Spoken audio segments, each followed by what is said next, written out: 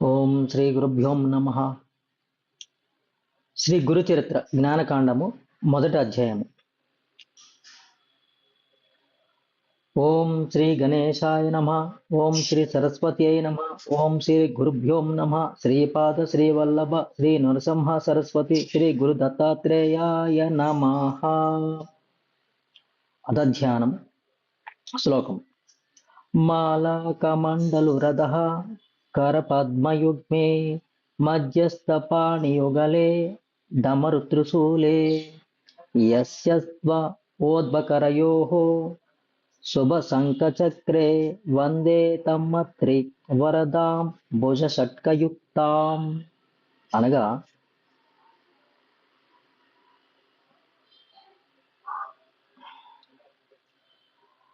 బ్రహ్మ విష్ణు మహేశ్వరులు త్రిమూర్తాత్మకమగు ఏక అవతారముగా వెలుగొందుచు దిగువన గల ఉభయ కరకమలములయందు జపమాలను కమండలమును గలిగి మధ్యన గల రెండు చేతుల్లో డమరుకమును త్రిశూలమును పట్టుకొని పై కరసరోజయుగ్మమునందు శుభమును ప్రసాదించడు శంఖమును చక్రమును ధరించి 6 చేతులతో విరాజిల్లుతూ వరాలజులను కురిపించుడు అనసూయ అత్రినందునైన శ్రీ దత్తాత్రేయ స్వామి వారికి వందనములు సమర్పిస్తున్నాను. శ్లోకం. నమస్తే యోగి రాజేంద్ర దత్తాత్రేయ దయోనిదే స్మృతిం తే దేహి మాం రక్ష భుక్తిం తే దేహి మా దృఢాం. అనగా యోగిరాజులకు రారాజువైన దత్తప్రభు నిరంతరము నీ తలంపే నాలో నిలిచి ఉన్నట్లుగా నీ అందే దృఢమైన భక్తిని నేను కలిగి ఉన్నట్లుగా నన్ను అనుగ్రహించి ఎల్లప్పుడూ నన్ను కాపాడుచుండమని దయానిధియగు ఓ శ్రీ దత్తాత్రేయ భగవానునకు నమస్కరించదును. శ్రీ గణేష్ ప్రార్థన.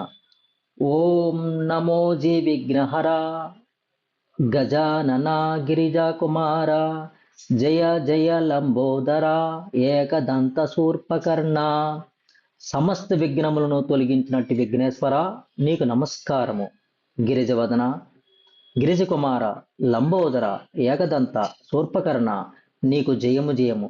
జూమ్ జూమ్ మారుతము వీచుడచే మేఘములు పారిపోవునట్లు చేటల వంటి నీ చెవులను కదుల్చుండ వలన వీచే గాలి తాకిటికి భక్తజనుల విఘ్నములన్నీను పలాయనము చిత్తగించును. అందుకే నిన్ను విఘ్న వినాశకుడని అందరు. మేలిమి బంగారము వంటి కాంతిని కలిగి ఉదయించిన సూర్యబింబము వలె నీ ముఖము విరాజిల్లుచుండును. విపశీనము వలె వికసించిన విఘ్నములను ఛేదించుటకే ఒక చేత పరుసువని గొడ్డలని ధరించితివి, నడుమునకు నాగాబంధనములు కలిగి సర్ప యజ్ఞోపవేతమును ధరించి ఉంటివి. విశాలమైన కన్నులు కలిగిన వినాయక అందమైన చతుర్భుజములను కలిగి ఈ విశాలమైన విశ్వమును నిర్విఘ్నముగా పరిపాలించదువు. నిన్ను చింతన చేసిన వారికి ఎట్టి విఘాతములు బాధింపజాలవు. అంతేకాదు వారి మనోరథములన్నీ వెను వెంటనే నెరవేరగలవు. కావుననే సమస్త శుభకార్యములను ఆరంభించుటకు ముందు జనులందరూ మొట్టమొదట నీకే వందనము చేయుదురు. ఓ బొజ్జగణపయ్యా, చతుర్దశ విద్యలకు వజ్జనవు నీవేనయ్యా. వేదశాస్త్ర పురాణములన్నింటినీ వ్రాసితే నీవే గదా. అవన్నీను నీ స్వరూపమునే బోధించుతున్నవి. కనుకనే బ్రహ్మాది దేవతలు సైతము నిన్నే స్తుతించెదరు. త్రిపురాసురుని సంహరించుటకే సాక్షాత్ పరమేశ్వరుడే ముందుగా నిన్ను పూజించి స్తుతించెను. ఆ మీదటనే ఆయన దైత్య సంహారం చేయుటకు సమర్థుడైన హరిహర బ్రహ్మాదులందును తమ తమ కార్యారంభములకు ముందుగా గణపతివైన నీకే వందనమును ఆచరించెదరు.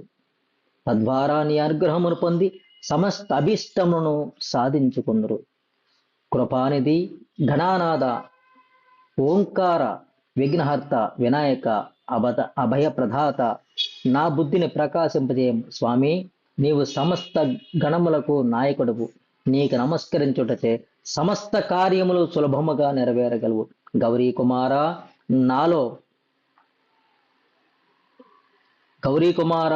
నాలో జ్ఞానోదయము కలిగించి నా మనోవాంఛన ఫలవంతము చేయము. గజానన నీకు సాష్టాంగ వందన మనర్తును. విద్యానిధి నీవు చతుర్దశ విద్యలకు నిధివి, నేనొక బుద్ధిహీనుడను, అజ్ఞానిని. నీవు శరణాగత భక్తులకు వరప్రదాతవు, ఇక నీ చరణములే నాకు దిక్కు. స్వామి, దయతో నీవు నా అంతఃకరణమునందు నిలిచి గురు చరిత్రమును చెప్పగలిగే సామర్థ్యమును ప్రసాదించము. పరిపూర్ణమైన నీ కృపార్థ దృష్టిని నాపై వైపు సారించి ఈ గ్రంథము సంపూర్తిగా నేను రచించినట్లు నన్ను అనుగ్రహింపు. అంటే గజానుని వేడుకుంటున్నారు ఎవరు? ఈ రచయిత. శ్రీ సరస్వతి దేవి ప్రార్థన. శ్రీ సరస్వతి మాత, వాగ్దేవ మాత, వీణ పుస్తకధారిణి, హంసవాహిని, నీ పాద పద్మములకు వందనములు. అమ్మా, వేద శాస్త్ర స్వరూపిణివైన నీవు సకల విద్యా ప్రదాయనివి. శారదామాత, నీ అడుగు కిందు నీ అడుగు కిందామారులకు గైమోట్పులు అర్పించుడు సమస్త వేద శాస్త్ర విజ్ఞానమును పొంది తొద్దుకు జ్ఞాని ఒకటి తథ్యము కావున నీ శరణ సరోజములకు నమస్కరించుదును. తల్లి, నా ఎడల ప్రసన్నరాలవై నా వాక్కును నిలిచి పవిత్రమైన గురుచరిత్ర గ్రంథమును నాచే చక్కగా ఒక్కాణింపజేయవమ్మా. నా విన్నపమును మన్నించి గురుచరిత్రను వివరించుటకు గాను నా బుద్ధిని చక్కగా ప్రచోదము చేయము. జగన్మాత, జయము జయము. విశ్వవాగ్దేయవాతవైన నీవే ఈ సమస్త విశ్వమును వ్యవహరింపజేయదువు. నీ వాక్కు నుండి సమస్త వేద శాస్త్ర పురాణములు ఉత్పన్నమైనవి. అట్టి వేద వాక్కులచే నీ స్వరూపమును వర్ణించుటకు అలవిగానప్పుడు అల్పజ్ఞుడనైన నేను నిన్నెట్లు స్తుతింపగలను? మా గురుదేవులైన శ్రీ నృసింహ సరస్వతి గారి నామధేయమునందు నీ పేరు అలరారుచున్నది. శ్రీ గురువు అనుగ్రహమును పొందిన నాపై, అంటే గంగాధర సరస్వతి అయిన ఈ రచయిత, ఈ పుస్తకం రచించిన రచయిత అయిన చెప్పిన వ్యక్తి ఈయన కూడా, నా పేరులో కూడా నీవే నిలిచి ఉన్నందున నా మీద నీకు మెండైన ప్రీతి గలదని నా నమ్మకము. ఆడించేవానికి అనుకూలమైన స్వాతంత్రమును తెలియని తూలుబొమ్మలు ఎట్లు కదులునో అదే విధంగా మా జిహ్వలను వాగీశ్వరి అయిన నీవే నీచే ప్రేరేపింపబడి నర్తించుము. చదువుల తల్లి, కృప అనేది నీ చరణారవిందములకు ప్రణమిల్లెదను. అబోధ బాలకుడనైనా నా విజ్ఞప్తిని మన్నించి నా ఎడల ప్రసన్నురాలువై నాకు తగిన విద్యను వరమును ప్రసాదించము తల్లి. నీవు ఈ గ్రంథమునందు ప్రవేశించి నాచే గ్రంథారంభము చేయించి కృపతో అది పూర్తి వరకు చక్కగా కొనసాగింపుము తల్లి. దేవ ఋషి వందనము. బ్రహ్మ విష్ణు మహేశ్వరులకు నా వందనములు. ఓ త్రిమూర్తులారా, నాకు తగిన విద్యను ప్రసాదింపము. 4 ముఖములను కలిగి 4 వేదములను వల్లిస్తూ సృష్టి రచన చేయనుట్టి చతుర్ముఖ బ్రహ్మదేవుని పాద పద్మములకు నమస్కరించదును. హృషికేశ, అహర్నిశలో లక్ష్మీదేవితో కలిసి క్షీర సాగరమునందు శేష సైనవడవై సమస్త విశ్వమును పరిపాలించదువు. చతుర్భోహవులను కలిగి శంఖము, చక్ర, గద, పద్మములను ధరించి వెలుగొందుతుందువు. మెడలో వేలాడుతున్న వైజయంతిమాల శోభిల్లుడు పేదాంబరిదారివై నీవు శరణాగత రక్షకుడవు. భక్తజనుల మనోభీష్టమును నెరవేర్చేవాడవు. కృపాసింధు, నీకు వందనములు. గంగాధర, అర్ధనారీశ్వర, పంచముఖములను కలిగి దశభుజములతో వెలుగొందుడు పరమేశ్వర, నీకు ప్రణామములు. చరాచర సృష్టినంతటిని లయము చేయనట్టి శ్మశానవాసివి, నీ చరణ సరోజములకు ప్రణమిల్లెదను. వ్యాఘ్ర చర్మాంబదారి, నాగాభరణ, ఉమారమణ, శ్రీ శంభుదేవ, నీ పాద పద్మములకు సాష్టాంగ నమస్కారములు. సమస్త సురవరులకు, సిద్ధులకు, సాధ్యులకు, విద్యాధులకు, గంగాధరులకు, యక్ష కిన్నెర కింపరుషాది సమస్త దేవతా నీకమునకు నమస్కారములు. సమస్త ఋషిమండలమునకు, కవికులమునకు నా నమస్సుమాంజలు. పరాశర, వ్యాస, వాల్మీకి వారందరికీ నా వినయపూర్వక నమస్సుమాంజలు. కవిత్వం అంటే ఏమిటో నాకు తెలియదు, గ్రంథ రచన కూడా తెలియదు. శాస్త్ర జ్ఞానహీనుడను. మహారాష్ట్ర భాష అసలే తెలియదు. నాకు మీ దాసునుడను. నాకు తగిన శాస్త్ర జ్ఞానమును ప్రసాదించమని సవినయంగా వేడుకొనుచున్నాను. మాతాపితృ వందనము. వంశ ఋషులకు వందనము. అపస్తంభ శాఖకు చెందిన కౌండిన్యస గోత్రమునందు సాకరే అను వంశీయుల ఇంట సాయం దేవుడను బ్రాహ్మణోత్తముడుండెను. అతనికి నాగనాథుడను పేరు గల కుమారుడు జన్మించును. ఈ నాగనాథునకు దేవరావు అను పుత్రుడు కలిగెను. దేవరావునకు శ్రీ గురుభక్తి పరాయణుడగు గంగాధరుడను పేరు గల నా తండ్రి జన్మించెను. నా పితృదేవతలు పాదపద్మములకు నమస్కరించదు. నా తండ్రి శరణములకు శరణమిల్లిన వెంటనే మాతా మహోదలకు గుర్తుకు వచ్చింది. అశ్వలాయన శాఖకు చెందిన కాశ్యపస గోత్రమునందు నా మాతామహుడు జన్మించను. ఆయన పేరు చౌండేశ్వరుడు. ఆయన గంగమ్మ తల్లికి తండ్రి అయిన జాహ్ను మహర్షికి పోలైన వాడు. అట్టి చౌండేశ్వరుని కన్న కూతురే నాకు జన్మనిచ్చిన తల్లి. సాక్షాత్ భవానీదేవిని తలపింపజేసే ఆమె నామధేయము చంపా. మహాసద్వేగు నా మాతృదేవత చరణ సరోజములకు భక్తిపూర్వకముగా ప్రణమిలదు. జననీ జనకులకు వందనం మాచరించిన వెంటనే శ్రీ గురుమూర్తిని స్మరించుటకు, శ్రీ గురుచరణములకు నమస్కరించుటకు గాను నా బుద్ధిని వికసించినది. లాస్ట్ లో గ్రంథ మహత్యం చూడండి.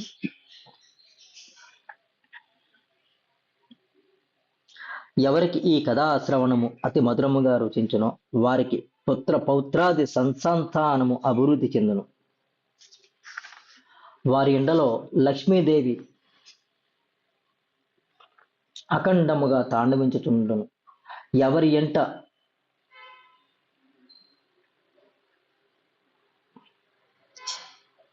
ఇంట ఈ కథ నిత్యము పఠించుచుండును వారి ఇల్లు అఖండ ఐశ్వర్యముతో ఎల్లప్పుడూ కలకల్లాడుచుండును. గురుకృప వలన ఎటువంటి రోగ బాధలు ఉండవు. వారెల్లరూ సర్వదా సుఖ సంతోషములతో ఉందరు. సప్తాహ దీక్షతో ఈ కథను 7 రోజులు శ్రవణమనర్చిన వారికి సమస్త కష్టములు నశించిపోవును. ఎట్టి ప్రయాస లేకుండగానే వెంటనే ఫలమును ప్రసాదించగల పుణ్యప్రదమై పావనముగు అంటే శ్రీ గురు కథను వివరించి చెప్పేదను. తామెల్లరూ సావధానముగా శ్రవణము చేయగలరని నా విన్నపము. అనాయాసముగా గుప్త నిధి లభించుతుండగా అనవసరమైన శ్రమ ఎందులకు? శ్రోతలారా, సునాయాసముగా శ్రవణ ఫలమును పొందుడు. శ్రీ గురు స్మరణ వలన అందరికీ ఎనలేని గొప్ప అనుభవము లభించును. నేను స్వయముగా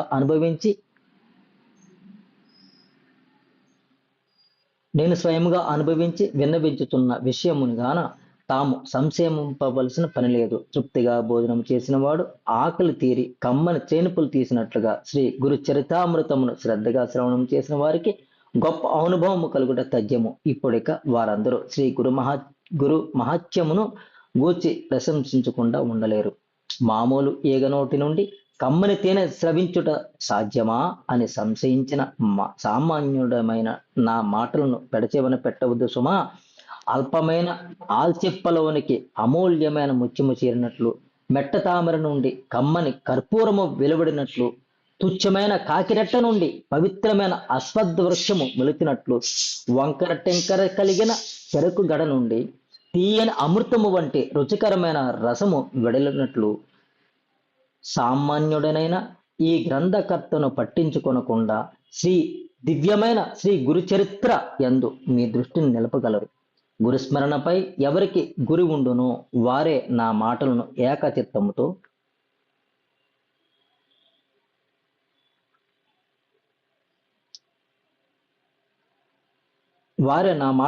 ఏకచిత్తముతో విశ్వసించారు. తద్వారా ఈ కథా అమృతమును ఆస్వాదించారు. గురుచరిత్ర కామధేను వంటిది. అది కోరిన వారి కోరికలను ఈడేర్చను. విన్నవారికి గొప్ప జ్ఞానమును ప్రసాదించును. శ్రోతలారా, నేనేదో పెద్ద ప్రలాపములాడట్లేదు. సమహిత చిత్తులై శ్రవణము చేదురుగాక, తామెల్లరూ కృతార్థులగుదురుగాక అని ప్రార్థించను. శ్రీ గురు నృసింహస్వామి సరస్వతి స్వామి వారు గాణగాపురమున నివసించినప్పుడు వారి మహిమ ఈ లోకమునందు మిగులు ప్రసిద్ధిగాంచెను. అపారమైన వారి మహిమను గూర్చి వివరించేదను. సావధాన చిత్తముతో వినుడు. శ్రీగురుడు ఆ గ్రామమున నివసించి ఉన్నప్పుడు వారి మహిమను గూర్చి తెలిసిన అన్ని జాతులకు చెందిన జనులు పలు ప్రాంతముల నుండి అసంఖ్యాకముగా ఏతించుచుండరి. అక్కడ వారిని ఆరాధించిన వారికి అందరికీ వెంటనే తగిన ఫలమును లభించినది. భార్య బిడ్డలు, ధన సంపదలు మొన్నగు వాటిలో జనులు ఏవి కోరితే అవి శీఘ్రముగా లభించుచుండెను. శ్రీగురుని అనుగ్రహముతో పొందిన సంతానమునకు వారి నామాక్షరయుక్తమైన పేరు పెట్టుకొనుచుండెను. వారి దర్శనార్థముగా మిగులు ప్రసన్న చిత్తులై వచ్చిన భక్తుజనులు అందరూ కూడా సేవించి చతుర్విధ పురుషార్థ ఫలమును యథేచ్ఛగా పొందుతుండ్రి. తత్కారణమున వారి నిర్మలమైన ఖ్యాతి దిగ్ధగంతములకు యోగభ్రాతి జగద్విఖ్యాతి పొందును. ఇప్పుడు కథలోకి మనం ఎంటర్ అవుతున్నాము.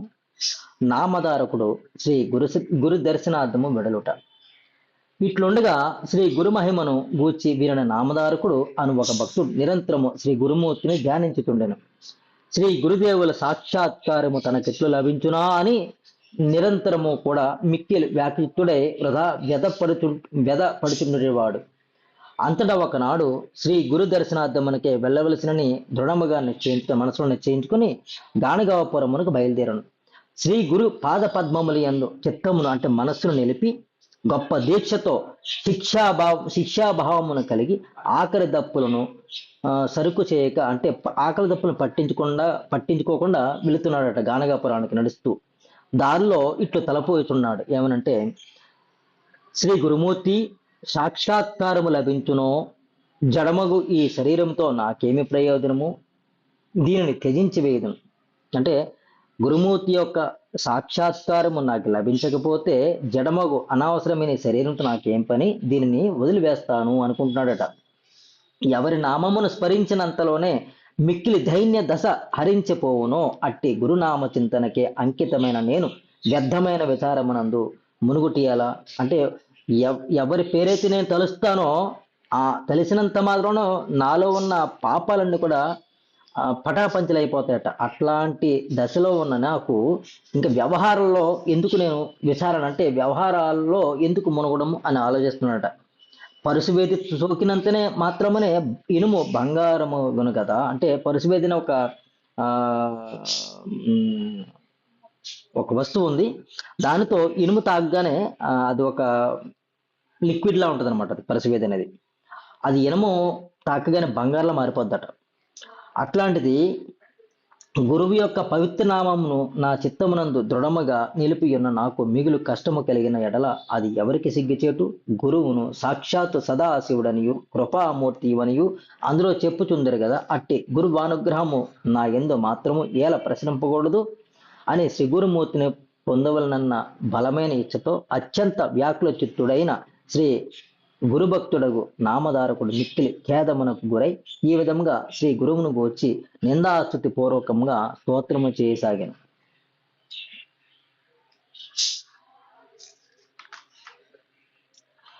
పార్వతీపుత్ర విఘ్ననాయక నీకు వందనము. శారదాంబౌజాగు యగు శారదాదేవికి వందనము. బ్రహ్మ విష్ణు మహేశ్వరులకు యుక్తమగు శ్రీ త్రిమూర్త్యాత్మక స్వరూపమే గురు స్వరూపమని వేదములు వర్ణించుతున్నవి. ఈ కలియుగమునందు భక్తులను ఉద్ధరించుటకు కొరకు శ్రీ నరసింహ సరస్వతి రూపంతో అవతరించిన గురుడవే నీవని శాస్త్రములు సమర్థించుతున్నవి. స్వామి, నీవు కృపాసింధుడవు.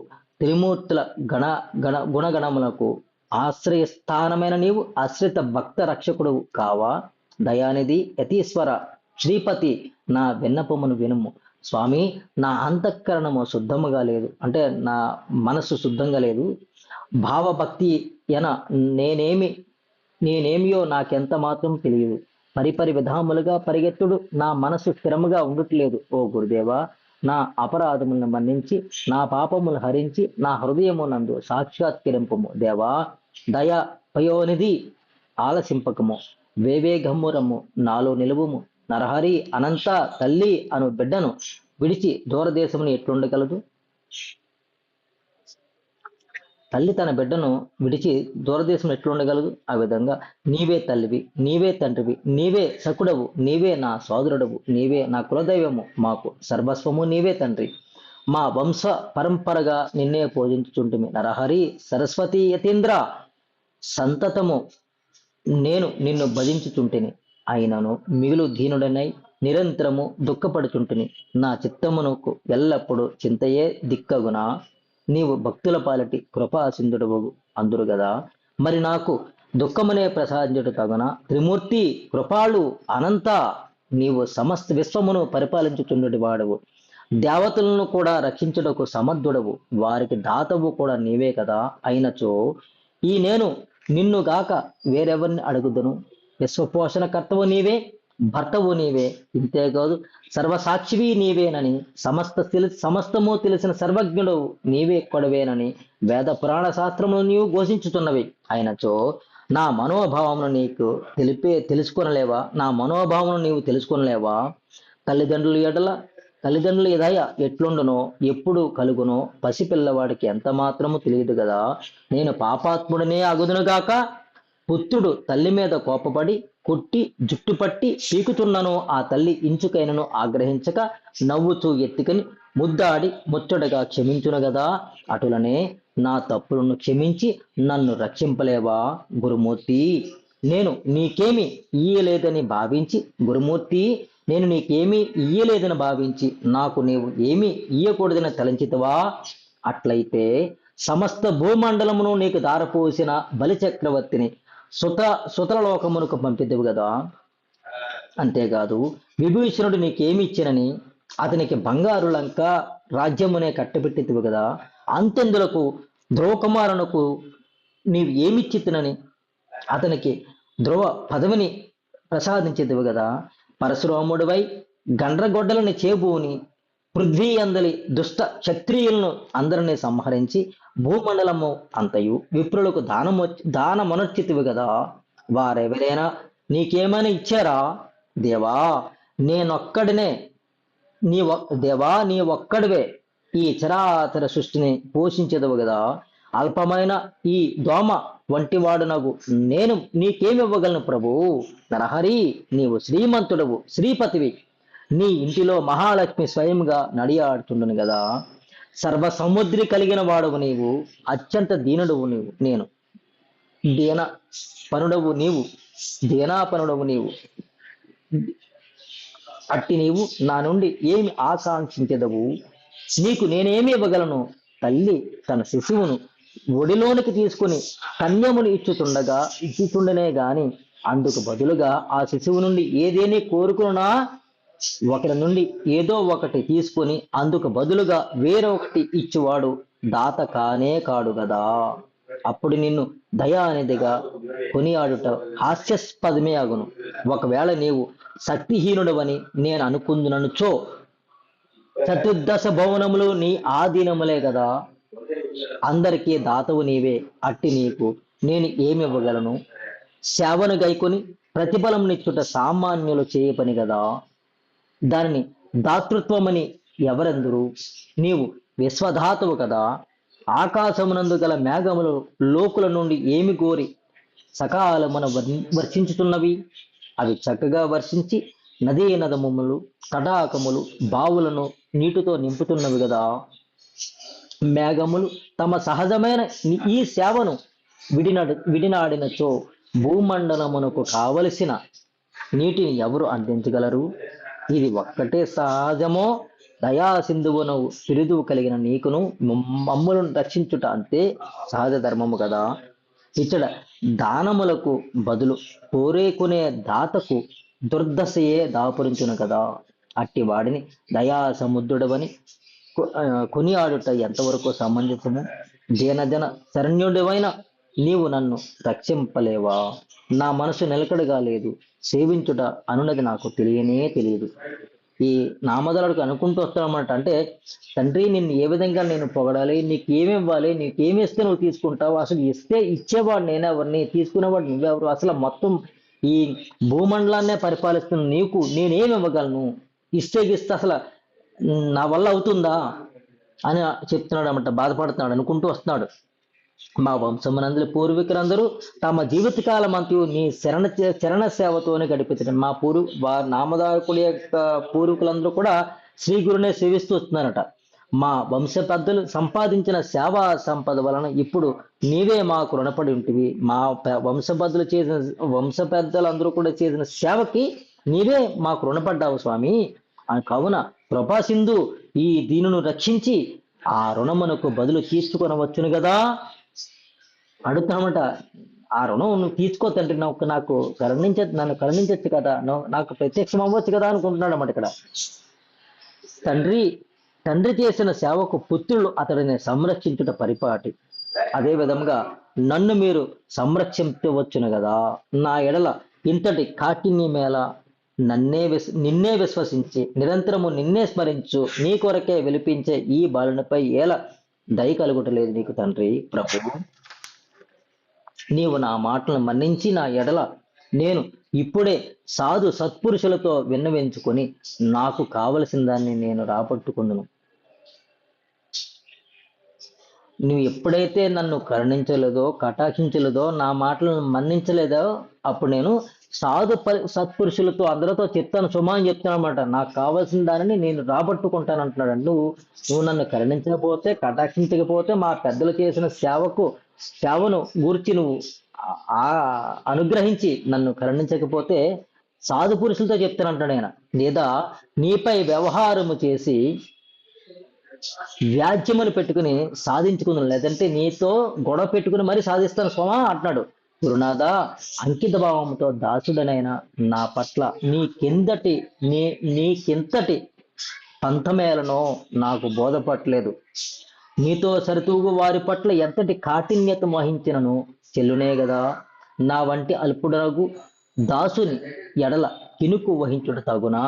గురుదేవా, నన్ను మన్నించి నీ దివ్య దర్శనమును అనుగ్రహింపుము. నరహరి, జైత్యుల పట్ల నీవు కఠినముగా వ్యవహరించి వారిని శిక్షించితివి, మంచిదే. కానీ అదే దైత్యవంశమునందు జన్మించిన భక్తుడగు ప్రహ్లాదుని రక్షించలేదా?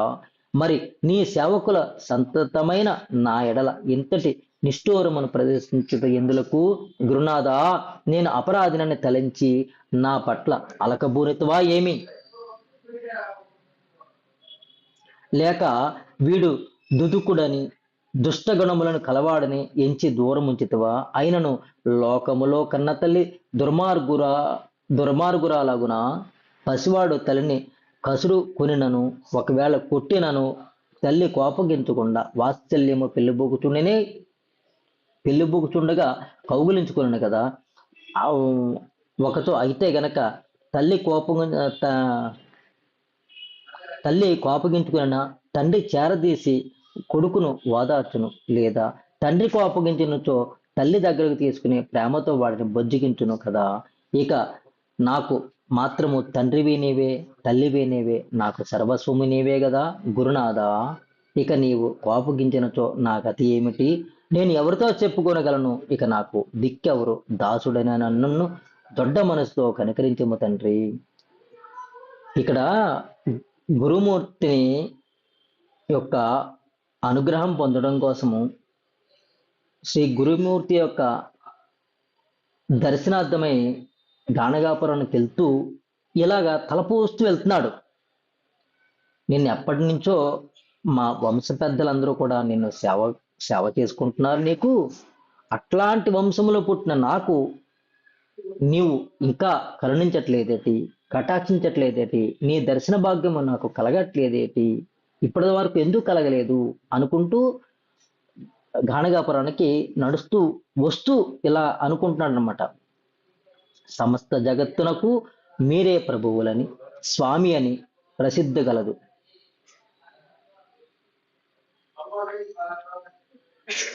దాసుడు ఎవరైనను ఎట్లున్నను అతడిని సంరక్షించు బాధ్యత స్వామిదే గదా.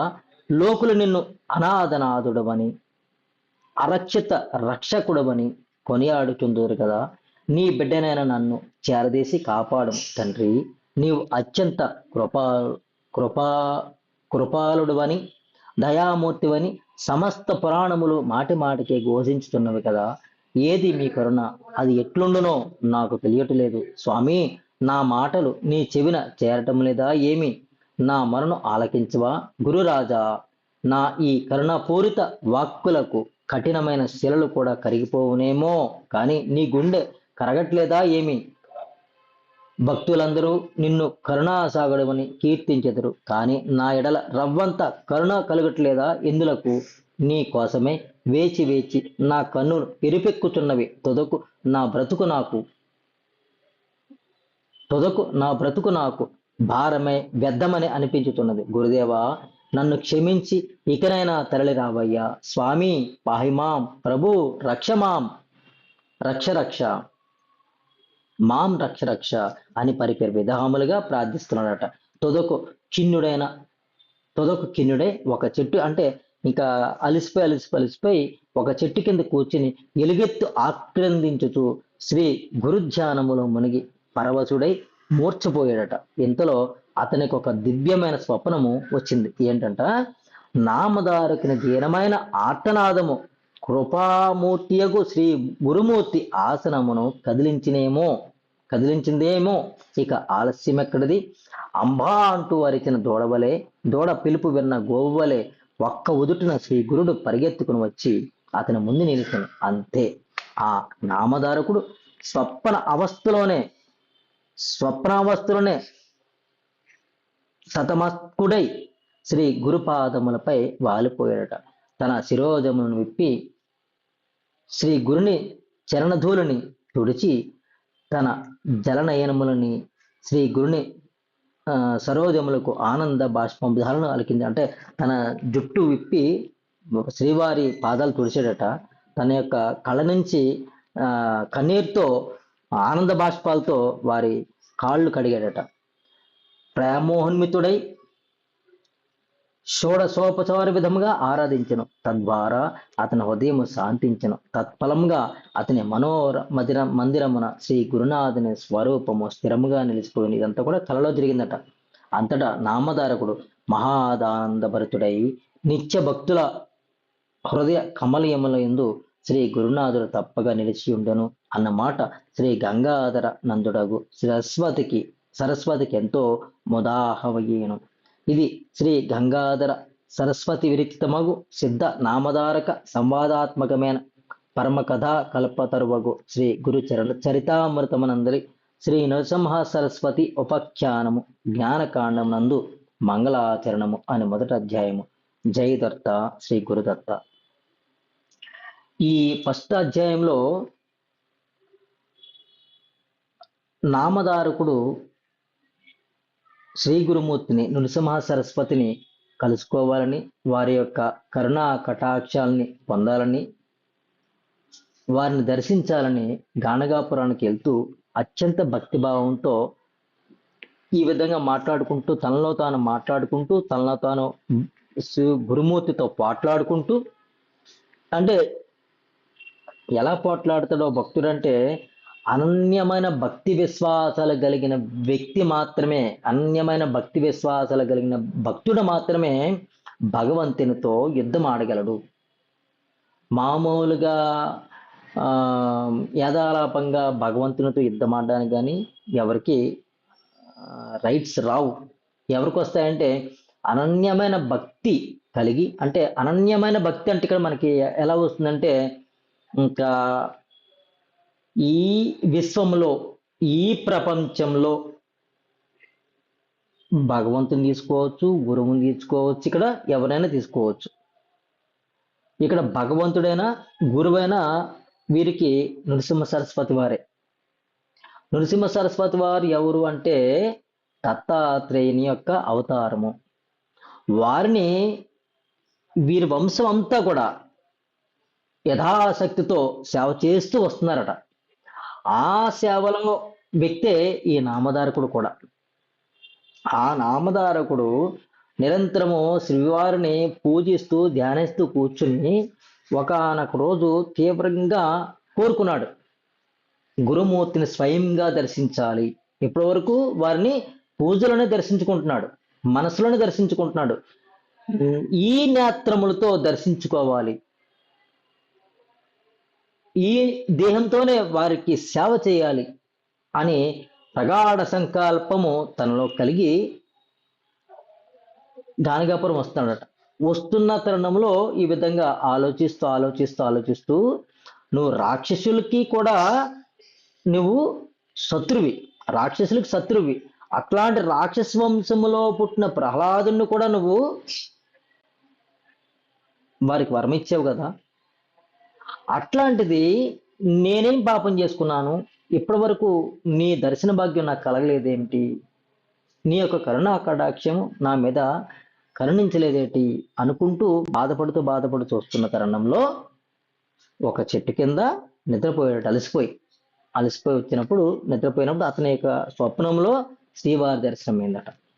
అది ఈ మొదటి యొక్క అధ్యాయంలో మనం తెలుసుకున్నాం. ఇక రేపు రెండో అధ్యాయంలో ఈ నామధారణకి సిద్ధమునీశ్వరుడు అనే ఒక మునీశ్వరుడు కలుస్తాడు. ఈ సిద్ధమునీశ్వరుడు ఈ నరసింహ సరస్వతి స్వామి వారికి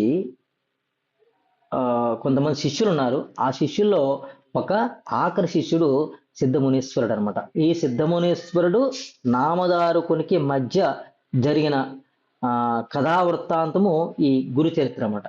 అంటే స్వామివారి యొక్క చరిత్రను నామధారకుడికి ఈ సిద్ధమునీశ్వరుడు చెప్తాడు. ఈ గురు చరిత్ర మొత్తం కూడా వీళ్ళిద్దరి మధ్య జరిగిన సంభాషణే శ్రీ గురు చరిత్ర.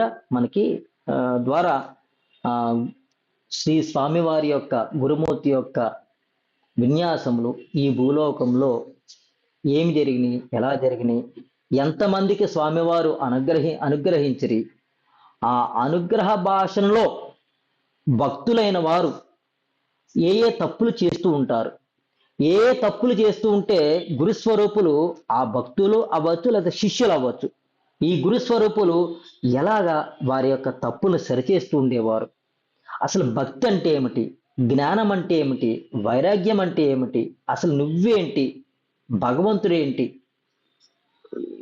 భగవంతుడికి నాకు గల భేదం ఏమిటి, భగవంతుడికి నాకు గల మధ్య సంబంధం ఏమిటి, అసలు భగవంతుణ్ణి ఎలాగా భక్తి చేయాలి, ఈ భూమి మీద జీవిస్తూ కుటుంబంతో ఎలా జీవించాలి, గురుస్వరూపుల దగ్గరికి వెళ్తే ఎలాగ వినయ విధేయతంతో ఉండాలి, గురుస్వరూపుల్ని ఎలాగా వారి యొక్క ప్రేమను పొందాలి, భగవంతులు ఎలా అనుభూతి చెందాలి, భగవంతుడు మనల్ని ఎలా కటాక్షిస్తాడు, ఎలా కరుణిస్తాడు, ఈ గురు చరిత్ర మొత్తం ఒక భక్తుడు అవ్వచ్చు, ఒక శిష్యుడు అవ్వచ్చు, గురువు నుంచి ఎలాగ అనుగ్రహం పొందాలి, తద్వారా భగవంతునితో ఎలా అనుసంధానం అవ్వాలి. అంటే ధర్మ అర్థ కామ మోక్షాలు, ధర్మము, అర్థము, కామము, మోక్షము. ధర్మము ఒక పక్కన ఉంటుంది, మోక్షం ఒక పక్కన ఉంటుంది, మధ్యలో అర్థము కామము ఉంటుంది. ఈ అర్థాన్ని కామాన్ని మధ్యలో ఎందుకు పెట్టారంటే ఈ భూమి పుట్టిన ప్రతి వ్యక్తికి కూడా ఈ ధర్మార్థాలు కామము, అర్థము ఈ రెండు అవసరం. అర్థం అంటే ధనము, కామం అంటే కోరిక, ఈ రెండు అవసరం భూమి మీద పుట్టిన ఏ జీవికైనా సరే. ఈ రెండు లేకుండా జీవి లేడు. అర్థం అంటే ధనము, ధనమం అంటే ద్రవ్యము. అంటే ధనం మూలం ఎంతో జాగ్రత్త, డబ్బు లేనిది ఈ భూమి మీద బతకడానికి కుదరదు. కామం అంటే కోరిక, కోరిక లేకుండా భూమి మీద నిలవడానికే లేదు, అవకాశం లేదు. అంటే కోరిక లేని వ్యక్తికి భూమి మీద ఉండడు. కాబట్టి కోరిక కలిగి ఉండాలి, ద్రవ్యము కలిగి ఉండాలి. ఈ రెండింటి మధ్యలో ఎందుకు పెట్టారంటే ధర్మాన్ని ఈ పక్కన పెట్టారు, మోక్షాన్ని ఈ పక్కన పెట్టారు. అంటే ధర్మంతో వ్యవహరిస్తూ మోక్ష స్థితికి వెళ్ళడానికి నీకు అడ్డొస్తే ఏంటి, ధర్మం ఉంది, మోక్ష స్థితి ఉంది, కానీ మధ్యలో అడ్డొచ్చి ఏంటి, నీకు ద్రవ్యము, కోరిక. ఈ ద్రవ్యం ఎంత ఉండాలి, అసలు ద్రవ్యం ఉండాలా వద్దా, ఉంటే ఎంత ఉండాలి, కామం ఉండాలా వద్దా అంటే కోరిక ఉండాలా వద్దా, ఉంటే ఎంత ఉండాలి. ఈ రెండాటిని తెలుసుకుంటే ధర్మంతో వ్యవహరించగలము. ధర్మంతో వ్యవహరిస్తే ఈ రెండు కూడా నీ కరాతల మలకము అవుతుంది. ఈ మూడు కలిగి ఉంటే గనక మోక్ష స్థితికి వెళ్ళగలవు. ఎలా వెళ్ళగలము మోక్ష స్థితికి? భగవంతునిలో ఐక్యం అవ్వడము మోక్షము, భగవంతులో కలిసిపోవడం మోక్షము. భగవంతుడు నేను ఎలా కలిసిపోతాను అన్న దాని గురించి చెప్పేదే ఈ గురు చరిత్ర. ఈ గురు చరిత్రని ఒక పుస్తకం చదవకుండా అక్షరము కలిపితే వాక్యం కింద కలుస్తుంది. ఈ వాక్యం యొక్క అర్థం తెలుసుకుంటే ఏదో గుడ్డ చీలబడిన చదివేయకుండా ఈ వాక్యం యొక్క అర్థం తెలుసుకొని అర్థం గురించి మననం జరుగుతుండాలి మనలో. అప్పుడు భగవంతుడు కరుణిస్తాడట. ఏదో పుస్తకంలో చెప్పినట్లుగా ఈ గ్రంథ పఠనం ఎవరైతే చేసేస్తారో వారికి కోరుకున్న కోరికలన్నీ తీరిపోతాయి అని రాసి ఉంది. కానీ ఇలా చదివితే ఎలాగ కోరిన కోరికలు తీరుతాయి అన్న దాని గురించి ప్రతి వాక్యంలోనే ఉంటుంది. ఆ ప్రతి వాక్యంని మనం మననం చేసుకుంటూ అర్థం చేసుకుంటూ దాంట్లో మిళితమై లోపలికి వెళ్ళిపోవాలంటే అక్షరం అంటే క్షరము లేనిది, క్షరం అంటే చెడిపోయేది, నాశనమయ్యేది. అక్షరం అంటే నాశనం కానిది అక్షరం. ఆ అక్షరమే కొన్ని అక్షరాలు కలిపితే వాక్యం అవుతుంది. ఆ వాక్యమే భగవంతుడు ఇక్కడ. ఇప్పుడు మనకి గురుమూర్తి ఎక్కడున్నాడంటే గానగాపురంలో ఉన్నాడు. ఇక్కడ మనం ఉన్నాము. కానీ గురుమూర్తి అక్కడ లేడు, ఇక్కడే ఉన్నాడు. ఎలా ఉన్నాడంటే మన ఈ అక్షరంలో ఉన్నాడు. క్షరం కాని అక్షరం, ఈ అక్షరంలో ఉన్నాడు గురుమూర్తి మనకి. అంటే గురుమూర్తి అని చదవగానే గురుమూర్తి అని చదవగానే వాక్యము కాదు, గురుమూర్తి అనగానే ఆ భావన రావాలి మనకి, ఆ రూపం వచ్చేయాలి. మన రూపం చూడడానికి ఎక్కడికి వెళ్తాం? మనం గానగాపురికి వెళ్తాం. కానీ గానగాపురానికి వెళ్ళక్కలేదు మనం. గురుమూర్తి అనగానే వారి రూపము మన ఇక్కడ రావాలి. అంటే గురుమూర్తి అనే అక్షరము వాక్యము వాక్యం కింద కాకుండా భావనాపూర్వకంగా చదవాలన్నమాట. భావనాపూర్వకంగా ఎప్పుడైతే చదువుతామో మనస్సులో ముద్రింపబడిపోతుంది. మనస్సులో ఎప్పుడైతే ముద్రింపబడిపోయిందో బాహ్య పూజ కంటే అంతర్పూజే మేలైనది. బాహ్య పూజ అవసరమే, కానీ అంతర్పూజ ఇంకా మేలైనది అనమాట. అంతర్పూజ ఎలా చదువుతుంది? అక్షరం ద్వారా. అక్షరం ద్వారా, అక్షరం ద్వారా మనకి అంతర్పూజ అవుతుంది అనమాట. ఈ అంతర్పూజ వల్లే భగవంతుడు కరుణిస్తాడు. బాహ్య పూజ వల్ల కరుణిస్తాడు, కానీ అంతర్పూజ వల్ల అంటే 100% మనం బాహ్య పూజ చేస్తే వచ్చే ఫలితం ఎంత ఉందో 25%లోనే అంతర్పూజలోనే వస్తుందట. అందుకని మనం ఎన్నో పూజలు చేసేయక్కర్లేదు. ఈ గ్రంథపఠనం చేసి ఈ గ్రంథపఠనం ఉండే ప్రతి వాక్యాన్ని మనం అర్థం చేసుకుంటే మన కోరిన కోరికలు నెరవేరుతాయట. కోరిన కోరికలు నెరవేరుతాయి. హరే కృష్ణ.